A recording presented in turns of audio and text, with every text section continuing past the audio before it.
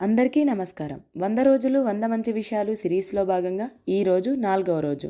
ఈ రోజున మనం ఒక మంచి స్టోరీ వినబోతున్నాం, చూడబోతున్నాం. ఏంటి ఆ స్టోరీ అంటే దాని యొక్క థీమ్ ఏంటి అంటే తల్లిదండ్రి యొక్క ఆశీర్వాద బలం ఎలా ఉంటుంది, దాని ఫలితం పిల్లల మీద ఎలా ఉంటుంది అనేది మనం ఈ స్టోరీలో చూడబోతున్నాం. సో ఈ స్టోరీలో మనకి 2 క్యారెక్టర్సే ఉంటాయి. ఆ 2 క్యారెక్టర్స్ ఎవరు అంటే ఒక తండ్రి, కొడుకు. ఆ తండ్రి తుది శ్వాస విడిచే సమయంలో అంటే ఆయన ఆఖరి క్షణంలో వాళ్ళ కొడుకుని పిలిచి ఈ విధంగా ఆశీర్వదిస్తాడు. ఏ విధంగా అంటే, బాబు, నేను ఏ సంపదను ఇవ్వలేకపోయాను, కానీ జీవితాంతం ఎల్లప్పుడూ నిజాయితీగా నా వ్యాపారంలో ఉన్నాను. ఆ నిజాయితీ బలంతో నిన్ను ఆశీర్వదిస్తున్నాను. నీవు జీవితంలో ఎల్లప్పుడూ సంతోషంగా విజయవంతంగా ఉంటావు. నీవు ఏది తాకినా అది బంగారం అవుతుంది అని కుమారుణ్ణి తలపై చేయివేసి ఆశీర్వదించి ఆయన తుది శ్వాస విడిచాడు. ధరంపాల్ భక్తితో ఆ తండ్రికి అంత్యక్రియలు పూర్తి చేశాడు. ఇప్పుడు కొడుకు ధరంపాల్ ఏం చేశాడు అంటే ఒక తోపుడు బండిపై స్వీట్ వ్యాపారం ప్రారంభించాడు. కొద్ది రోజుల్లోనే ఆ స్వీట్ వ్యాపారం చాలా అభివృద్ధి చెందింది. దానివల్ల ఒక 3 ఏళ్లలోనే నగరంలోని ఐశ్వర్యవంతుల్లో ఒకడిగా మంచి గుర్తింపు పొందాడు. సో ఇప్పుడు తోపుడు బండి నుంచి ఒక స్వీట్ దుకాణం వైపుకి మళ్ళింది తన వ్యాపారం. సో ఇదంతా గమనిస్తున్న ధరంపాల్ తన మనసులో అనుకున్నాడనమాట, తన తండ్రి ఎన్ని కష్టాలు పడినా సహనాన్ని విడిచిపెట్టలేదు, విశ్వాసం కానీ ప్రామాణ్యతను కానీ కోల్పోలేదు. అందువల్లనే ఆయన మాటలకు అలాంటి శక్తి ఉండి ఆయన ఆశీర్వాదాలు ఫలించాయి అని ధరంపాల్ ఎప్పుడు కూడా తన రిలేటివ్స్కి, అలాగే తన కొలీగ్స్కి, తన చుట్టూ ఉన్న ఫ్రెండ్స్కి కూడా చెప్తూ ఉండేవాడు.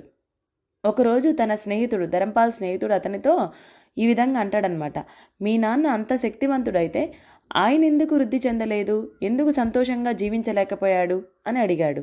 అయితే దానికి ధరంపాల్ మాట్లాడుతూ ఏమంటాడంటే, మా నాన్న శక్తివంతమైన వ్యక్తి అని నేను చెప్పడం లేదు, ఆయన ఆశీస్సులు చాలా శక్తివంతమైనవి అని నేను చెబుతున్నాను అని అన్నాడు. అయినా సరే ఎప్పుడు తన తండ్రి ఆశీర్వాదం గురించి మాట్లాడడం వల్ల అందరూ అతనికి తండ్రి ఆశీర్వాదం అని వెనుకగా గేలి చేసినా అతను ఏం పట్టించుకోకుండా తన ముందుకి తన తన భవిష్యత్తు మీద తను ఫోకస్ పెట్టుకుని ముందుకు వెళ్తూనే ఉండేవాడు. అయినా సరే ఎక్కడో ధరంపాలకు కూడా ఒక డౌట్ ఉండిందనమాట. నేను నిజంగా తండ్రి ఆశీర్వాదం వల్లే నేను ఇంత ఎదిగానా, ఒకసారి చూడాలి. ఏమని, నేను ఎప్పుడు లాభాలనే ఆర్జిస్తున్నాను, నేను కూడా ఒకసారి నష్టాన్ని అనుభవించాలి అని ఒకసారి ధరంపాల్ కుతూహలపడ్డాడు. దానికి నష్టపోయే వ్యాపారాన్ని సజెస్ట్ చేయమని వాళ్ళ ఫ్రెండ్ని అడుగుతాడనమాట.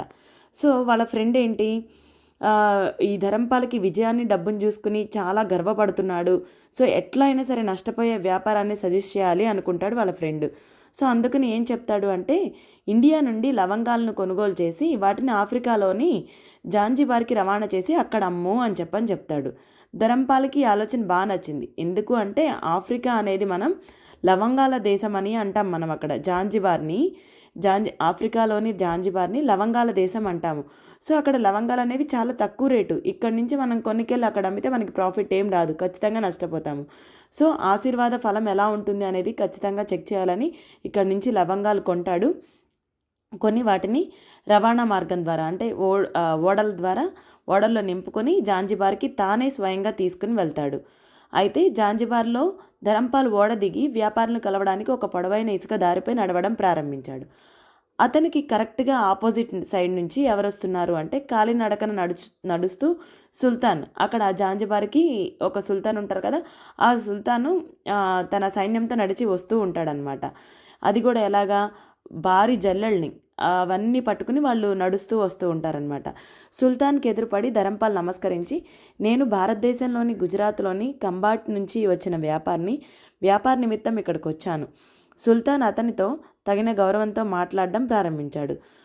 ఇప్పుడు ధరంపాల్ కూడా అడుగుతాడనమాట, ఏంటి మీరెందుకు వస్తున్నారు అంటే, నేను ఇక్కడ అంటాడనమాట, నేను నిన్న నైటు నేను సముద్ర తీరాన్ని సందర్శించడానికి వచ్చాను.